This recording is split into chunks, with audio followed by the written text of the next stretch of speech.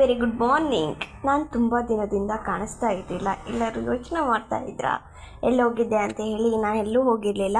ಡ್ಯೂಟಿಯಲ್ಲಿ ತುಂಬ ಬ್ಯುಸಿ ಇದ್ದೆ. ನಾನು ಮಾರ್ನಿಂಗ್ 7:30 ಹೋದರೆ ನೈಟ್ 8 o'clock 8:30 ಆಗ್ತಾಯಿತ್ತು. ಸೊ ಅದರಿಂದ ನನಗೆ ವಾಯ್ಸ್ ಓವರ್ ಕೊಡೋಕ್ಕಾಗ್ತಾ ಇರಲಿಲ್ಲ. ವೀಡಿಯೋಸ್ ಮಾಡ್ಕೊತಿದ್ದೆ, ಬಟ್ ನನಗೆ ಎಡಿಟ್ ಮಾಡೋಕ್ಕೆ ಟೈಮ್ ಇರಲಿಲ್ಲ. ಸೊ ನಾನು ಎಡಿಟ್ ಮಾಡಿರಲಿಲ್ಲ. ನಾನಿವತ್ತು ಆಟಿಸಮ್ ಡಿಪಾರ್ಟ್ಮೆಂಟಿಗೆ ಹೋಗಿದ್ದೆ. ಆಟಿಸಮ್ ಅಂತ ಹೇಳಿದರೆ ಅದೊಂದು ಡೆವಲಪ್ಮೆಂಟಲ್ ಕಂಡೀಷನ್ನು. ಇದರಲ್ಲಿ ಏನಪ್ಪ ಇರುತ್ತೆ ಅಂತ ಹೇಳಿದ್ರೆ, ಮಕ್ಕಳದು ಸೋಷಲ್ ಇಂಟ್ರ್ಯಾಕ್ಷನ್ ಆಗಿರ್ಬೋದು, ಆಮೇಲೆ ಬಿಹೇವಿಯರ್ ಆಗಿರ್ಬೋದು, ಕಮ್ಯುನಿಕೇಷನ್ ಆಗಿರ್ಬೋದು, ಫುಲ್ ಎಲ್ಲ ಟೋಟಲಿ ಡಿಫ್ರೆಂಟ್ ಆಗಿರುತ್ತೆ.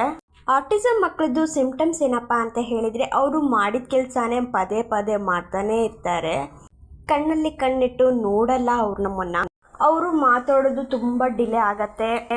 ಆಟಿಸಮ್ ಬರೋಕ್ಕೆ ಯಾಕೆ ಕಾರಣ ಅಂತ ಆಟಿಸಮ್ ಬರೋಕ್ಕೆ ಕಾರಣ ಏನು ಅಂತ ಎಲ್ಲರೂ ಯೋಚನೆ ಮಾಡ್ತಾ ಇರ್ಬೋದು. ಯಾಕಂತ ಹೇಳಿದರೆ, ಬ್ರೈನ್ ಡೆವಲಪ್ಮೆಂಟ್ ಆಗೋದ್ರಿಂದ ಆಟಿಸಮ್ ಬರೋಕ್ಕೆ ಯಾರಿಗೂ ಕೂಡ ರೀಸನ್ಸ್ ಗೊತ್ತಿಲ್ಲ. ಆದರೆ ಬ್ರೈನ್ ಡೆವಲಪ್ಮೆಂಟ್ ಆಗೋದ್ರಿಂದ ಅಲ್ಲಿ ಚೇಂಜಸ್ ಆಗ್ಬೋದು ಅಂತ ಹೇಳ್ತಾರೆ ಅಷ್ಟೇ. ಎಲ್ಲ ಯೋಚನೆ ಮಾಡ್ತಾ ಇರ್ತಾರೆ, ಇದಕ್ಕೆ ಟ್ರೀಟ್ಮೆಂಟ್ ಇದೆಯೋ ಇಲ್ವೋ ಅಂತ ಹೇಳಿ. ಇದಕ್ಕೆ ಟ್ರೀಟ್ಮೆಂಟ್ ಇದೆ, like occupational therapy, physiotherapy, early intervention, autism, sensory integration, ಈ ಥರದ್ದೆಲ್ಲ ಮಕ್ಕಳಿಗೆ ಥೆರಪಿ ಕೊಡಿಸಿದ್ರೆ ಮಕ್ಕಳಲ್ಲಿ ಸ್ವಲ್ಪನಾದರೂ ಡೆವಲಪ್ಮೆಂಟ್ ಕಾಣಿಸುತ್ತೆ. Thanks for watching. Love you all. Take care. Bye.